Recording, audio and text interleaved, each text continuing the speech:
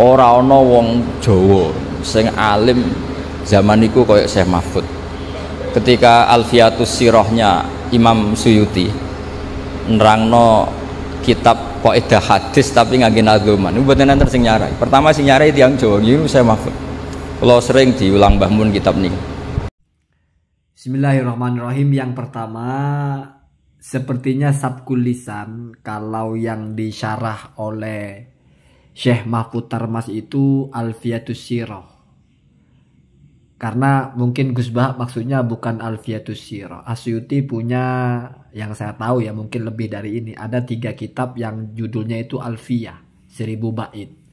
Nah yang tengah ini Alfiatus Sirah, yang kanan itu Alfiyah dalam ilmu athar atau ilmu hadis atau mustalahul hadis, yang paling kiri itu Alfiyah dalam ilmu nahu.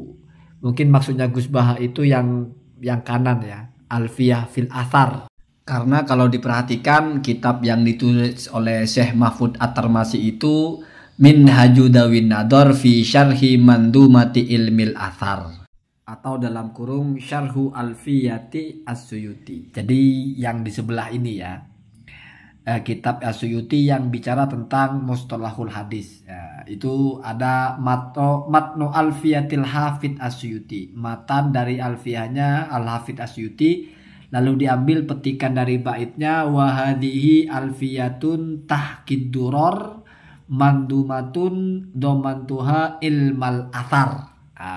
Jadi ini adalah alfiyah yang mengumpulkan ilmu tentang athar ya. Athar itu hadis maksudnya, mustalahul hadis. Jadi kalau masalah itu nggak ada masalah ya, sabkul lisan ya. Tidak mungkin alfiyah sirah kok bicara tentang mustalahul hadis. Berarti alfiyatul athar ya, bukan sirah. Emang Asyuti ini produktif sekali ya. Kitab alfiyahnya itu nggak cukup 1 ya, 3 ya, 3000 berarti. Ada alfiyah dalam ilmu hadis, ada alfiyah dalam ilmu sejarah ya, ad-duror as-saniyah, fit tarikh az-zakiyah atau fi sirati az-zakiyati. Nah itu yang tentang sejarah Rasulullah Shallallahu Alaihi Wasallam. Ada alfiyah fil hadis, ada tadi yang pertama alfiyah fil nahwi. Nah, kemudian apakah benar bahwa Syekh Mahfud Tarmas itu adalah yang pertama kali mensyarah? Kalau di Jawa tentu sudah pasti itu. Jadi yang pertama kali orang Jawa mensyarah ya, yang menulis kitab mensyarah kitabnya Alfiyahnya Asyuti dalam ilmu hadis, ya memang benar Syekh Mahfud Sahal At-Tarmasi. Tapi kalau secara keseluruhan ini ya, kalau saya baca, kalau yang dicetak atau yang mensarah secara utuh itu memang yang pertama kali itu ya, dicetak dan utuh memang Syekh Mahfud At-Tarmas ini. Karena kitabnya Asyuti ini pernah disarah sendiri oleh Asyuti, cuman tidak sampai selesai. Ya, dan itu dicetak kitabnya. Ini perhatikan Al-Bahrul Ladzi Zakhar, mungkin saya salah ya. Syarhu Alfiyati Al-Athar ya, atau fi Syarhi Alfiyatil Athar. Ini kitabnya Asyuti disarah sendiri oleh Asyuti. Dan ini ditahqiq oleh ulama hadis dari Indonesia yang ada di Arab Saudi kalau tidak salah, Profesor Dr. Anis bin Ahmad bin Thohir Al-Indonesi.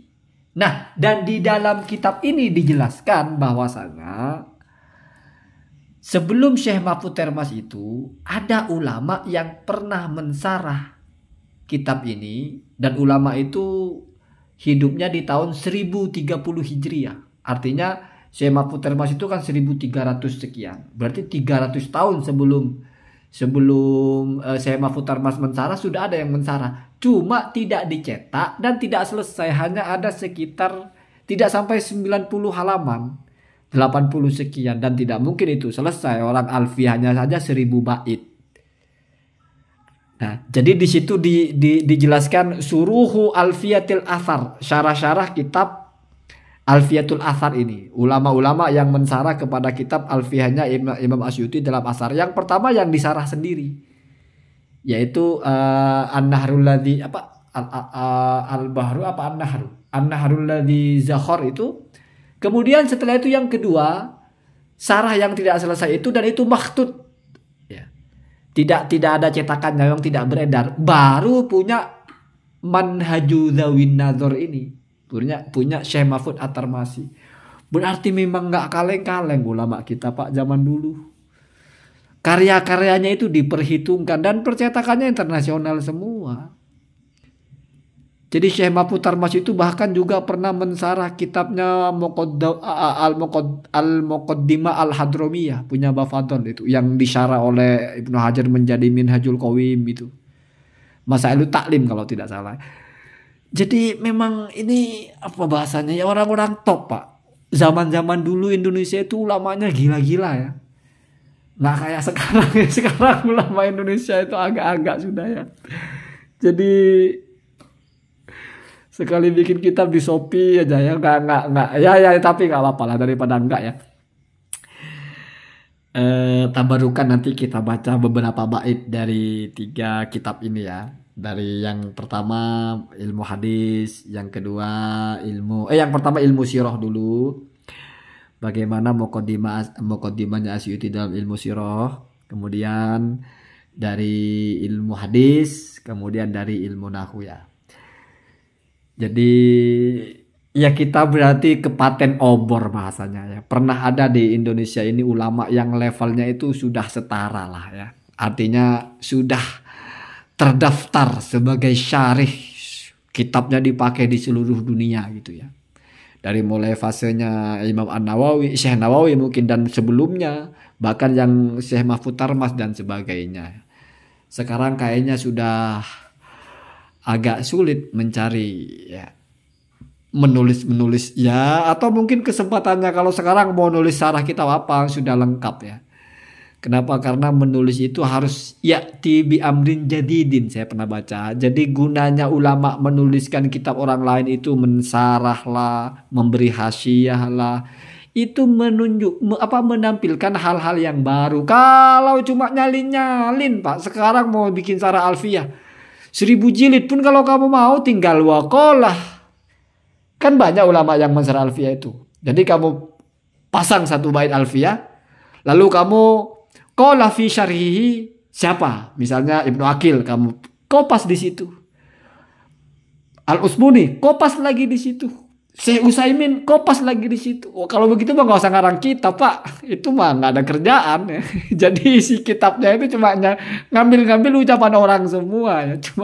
Cuma dirubah sedikit-sedikit ya. Enggak begitu ya. Jadi kalau mau nulis kitab zaman sekarang itu memang kalau isinya cuma clipping ya daripada enggak ya nggak apa-apa lah ya. Artinya mesti menemukan atau setidaknya nge-mix-nya pun dengan lahir sudut pandang yang baru gitu ya. Jadi perhatikan, kita bacakan satu-satu muqaddimahnya saja. Ini yang pertama dari Alfiyatus Sirahnya. Yaqulu rajiman ilaihil mahrobu Abdurrahim ibnul Husainil Mutnibung Ahmadu Rabbi bi atamil hamdi walisolati wassalami uhdi ila nabiyyihi wa arjullaha fi nujhi ma su'iltuhu shifaha min natmi siratin nabiyil amjadi alfiyatan hawiyatan lil maqsadi wal ya'lamit talibu annas sayrah tajma'u ma sohawa ma qad unkirah wal qasdu dzikru ma ata ahlus siyar bihi wa in isnaduhu lam yu'tabar fa iyakun qad soha ghairu ma dzukir dzakartu ma qad soha minhu wastutir. Nah, udah begitu aja ya. Kita masuk kepada yang alfiyah dalam ilmu hadis. Coba perhatikan di sini ada kesamaan dengan alfiyah dalam ilmu nahwu ya. Agak lucu ya, kita tidak memandang ini sebagai kesombongan tapi humor saja ya. Alfiyatus Suyuti fi ilmil hadis. Lillahi hamdi wa ilaihi astanid wa ma yanubu fa alaihi atamid summa ala nabiyhi Muhammadi khairu salatin wa salamin sarmadi wa hadhihi alfiyatun tahkidurar mandumatun domantuha ilmal athar. Nah, itu yang tertulis di covernya itu. Nah, kemudian perhatikan bait berikut ini. Fa'iqatan alfiyatal iraqi fil jam'i wal ijazi wat tisaki wallahu yujri sabiqal ihsani liwalahu walidawil imani. Jadi ingat alfiyahnya Ibnu Malik itu. Fa'iqatan alfiyatab ni mukti. Ya, itu di potongan terakhir ya. Jadi memang terbiasa ulama itu ya. Mungkin tahadus bin nikmah lah sebetulnya. Jadi kalau alfiyah bukan yang pertama, sudah pernah ada alfiyah sebelumnya, mesti yang belakangan itu ya ditetapkan lebih keren lah. Wa huwa bisabkin haizun tafdila mustaujibun sana'iyal jamila. Tetapi ya pada akhirnya di cover dengan doa dan pujian ya. Nah, kemudian kita masuk kepada yang terakhir ya. Alfiyah dalam ilmu nahu. Saya cari PDF-nya malah ada yang tulisan tangan ya. Nah, ini yang terakhir ya, yang dalam Fan Ilmu Nahu Sorof. Alfiyahnya Imam Asyuti. Aqulu ba'dal hamdi wassalami ala nabiyyi afsohil anami. Annahu khairu ma bihil mar'u uni itlaisa ilmun anhu haqqan yaghtani wa hadhihi alfiyatun fihi hawat usulahu wa naf'atul labin nawat. Nah, perhatikan ini bait yang agak humornya ya. Fa'iqatun alfiyatab ni malikin li kauniha wadihatal masaliki. Jadi saya sudah pernah ulas ya hasiahnya Abu Hayyan kalau tidak salah ya. Apa bukan Abu Hamdan, Ibnu Abi Hamdan kalau tidak salah. Jadi kata beliau itu kullu fa'ilin maf'ulun bihi. Jadi Imam Ibnu Malik itu pernah merasa lebih unggul daripada gurunya yaitu Imam Ibnu Mu'ti. Dengan narasinya fa'iqatan alfiyatab ni Mu'ti. Maka disusul oleh Imam Asyuti yang merasa lebih unggul dari Imam Ibnu Malik. Jadi ketika masih ada Ibnu Malik dengan Ibnu Mu'ti maf'ul bihnya. Ibnu Malik fa'il. Artinya apa? Yang merasa lebih unggul daripada objeknya. Fa'il maf'ul. Kullu fa'ilin maf'ulun bihi. Kemudian si fa'il ini, Ibnu Malik ini, muncul lagi belakangan Asyuti. Ibnu Malik jadi maf'ul bih, jadi objek di mana ada orang yang merasa unggul darinya. Makanya fa'iqatan alfiyatab ni Mu'ti, ada di bawahnya lagi fa'iqatan alfiyatab ni Maliki. Itu lucu-lucuan saja ya. Kita sebagai orang tolibul ilmi, hal-hal seperti itu nggak akan mengganggu kita. Itu humor ulama saja. Mungkin mereka memang terbiasa seperti itu ya. Jadi sudah saya bacakan 3. Semoga walaupun kita nggak pernah ngaji kitab ini secara khatam, semoga kita tetap mendapatkan keberkahan. Amin. Allahumma amin. Allahumma dina